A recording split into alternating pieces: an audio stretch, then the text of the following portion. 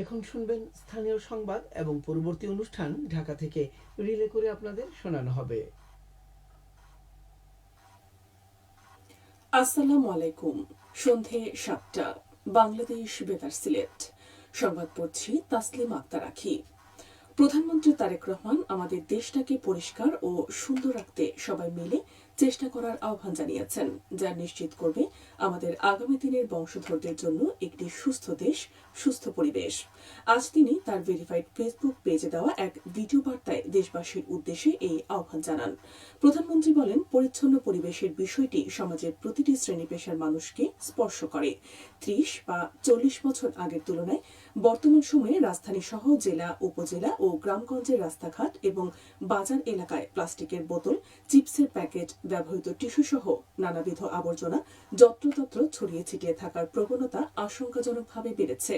ময়লা আবর্জনা সঠিক উপায়ে ধ্বংস করার প্রতি গুরুত্বারোপ করে প্রধানমন্ত্রী বলেন, বাংলাদেশের অধিকাংশ মানুষই পায়ে হেঁটে চলে অথবা বাসে চলাচল করে। এই মানুষগুলো যখন রাস্তা পার হয়, বিভিন্ন জায়গায় যখন আবর্জনা জমে থাকে, ময়লা থাকে, এই মানুষগুলোর কিন্তু অনেক কষ্ট হয়। বিভিন্ন জায়গায় অনেক দুর্গন্ধ হয়, আবর্জনা জমে থাকে। যত্রতত্র ব্যবহৃত আবর্জনা না ফেলে একটি নির্দিষ্ট জায়গায় জমা করলে এবং নির্দিষ্ট উপায়ে এটাকে পরে ধ্বংস করা হলে পরিবেশকে সুন্দর রাখা সম্ভব। দেশ গঠনে সবার সম্মিলিত প্রচেষ্টার উপর জোর দিয়ে প্রধানমন্ত্রী বলেন, দেশটা সকলের, সকলে মিলে চেষ্টা করলে পরিচ্ছন্ন দেশ গড়ে তোলা সম্ভব। এ ব্যাপারে তিনি দেশবাসীর সহযোগিতা কামনা করেন।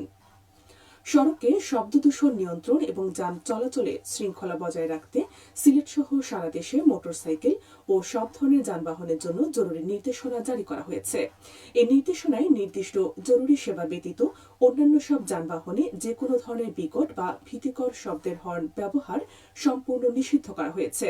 নির্দেশনায় বলা হয়েছে, অ্যাম্বুলেন্স, ফায়ার সার্ভিস, উদ্ধারকারী যানবাহন কিংবা রাষ্ট্রীয় জরুরি দায়িত্বে নিয়োজিত যান ব্যতীত কোনো ধরনের মোটরযানে বহুমুখী হর্ন, হাইড্রোলিক হর্ন বা হুটার স্থাপন ও ব্যবহার করা যাবে না।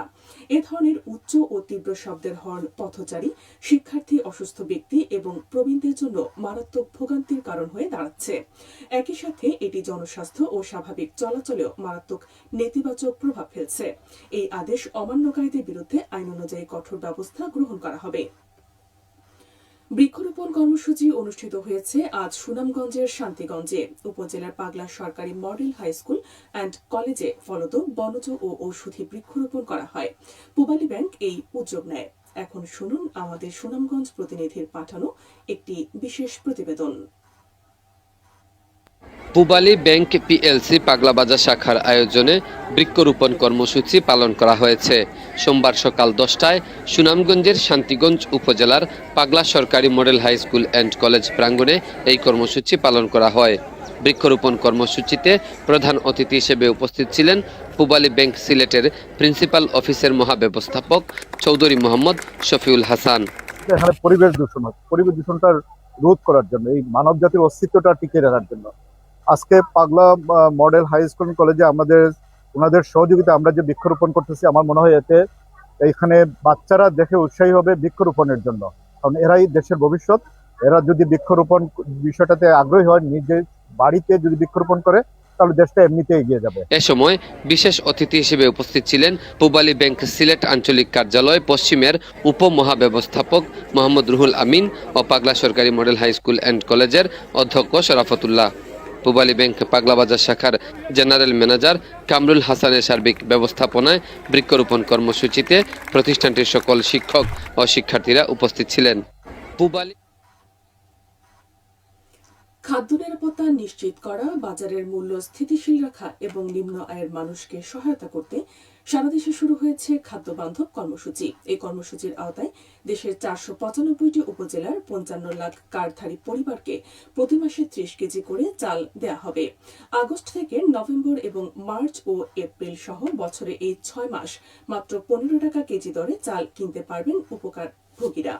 দরিদ্র জনগোষ্ঠীর অপুষ্টি মোকাবেলা এবং বিশেষ করে নারী ও শিশুদের পুষ্টি উন্নয়নে কথা বিবেচনায় রেখে 248 উপজেলায় প্রায় 25,29,000 পরিবারকে দেওয়া হচ্ছে পুষ্টি চাল। আর বাকি 247টি উপজেলায় প্রায় 30 লাখ পরিবার পাচ্ছেন সাধারণ চাল। পাশাপাশি সারা দেশে 1,108টি কেন্দ্র ও ট্রাকের মাধ্যমে খোলা বাজারে বিক্রি ও OMS কর্মসূচির আওতায় স্বল্প মূল্যে চাল ও আটা বিতরণ কার্যক্রম ও পুরোদমে অব্যাহত রাখা হয়েছে। এবারে শুনুন কৃষি সংবাদ। মৌলভীবাজারের পাইকারি হাটগুলোতে মৌসুমী ফলের জমজমাট ব্যবসা চলছে। অনুকূল আবহাওয়ার কারণে এবছর জেলায় মৌসুমী ফলের বাম্পার ফলন হয়েছে। এতে ক্রেতা বিক্রেতা উভয়ই খুশি। জেলার ছোট বড় সব বাজারে বসেছে মৌসুমী ফলের হাট। প্রতিদিন ভোরে চাষি ও বাগান মালিকরা গাড়ি বোঝাই করে ফল নিয়ে আসেন স্থানীয় হাটগুলিতে। সকাল থেকে রাত পর্যন্ত চলে বেচাকেনা। বাজারে পসরা সাজানো হয় আম, কাঁঠাল, ড্রাগন, আনারস, কমলা লেবু, সাতকরা পাকা পেঁপে, পেয়ারা, লটকন, কামরাঙ্গা, কাঁচা তাল, নারকেল, ডাব, আতাফল, কলা, জাম ও বেল সহ বিভিন্ন ধরনের মৌসুমী ফলের। পাইকাররা বাগান ও বড় বড় হাট থেকে ফল সংগ্রহ করে দেশ বিদেশে রপ্তানি করছেন। জেলায় উৎপাদিত দেশীয় ফলের চাহিদা ও বাজার মূল্য বেশি থাকায় ফল চাষে উদ্যোক্তার সংখ্যাও বাড়ছে। চলতি মৌসুমে জেলায় 21 কোটি টাকার বেশি ফল বেচাকেনা হবে, এমনটাই প্রত্যাশা সংশ্লিষ্টদের। সবশেষে আবহাওয়া। রাত 1টা পর্যন্ত পূর্বাভাসে বলা হয়েছে সিলেট সহ পার্শ্ববর্তী এলাকার জন্য কোনো সতর্কবাণী নেই এবং কোনো সংকেতও দেখাতে হবে না। আজ সিলেটে সর্বোচ্চ তাপমাত্রা ছিল 33 ডিগ্রি এবং সর্বনিম্ন 24.4 ডিগ্রি সেলসিয়াস। বাতাসের আর্দ্রতা ছিল সকালে 72 এবং সন্ধ্যায় 94%। আগামীকাল সিলেটে সূর্যোদয় হবে 5টা 21 মিনিটে এবং অস্ত যাবে 6টা 35 মিনিটে। সংবাদ শেষ হলো। পরবর্তী স্থানীয় সংবাদ প্রচারিত হবে আগামীকাল সকাল 8টা 10 মিনিটে।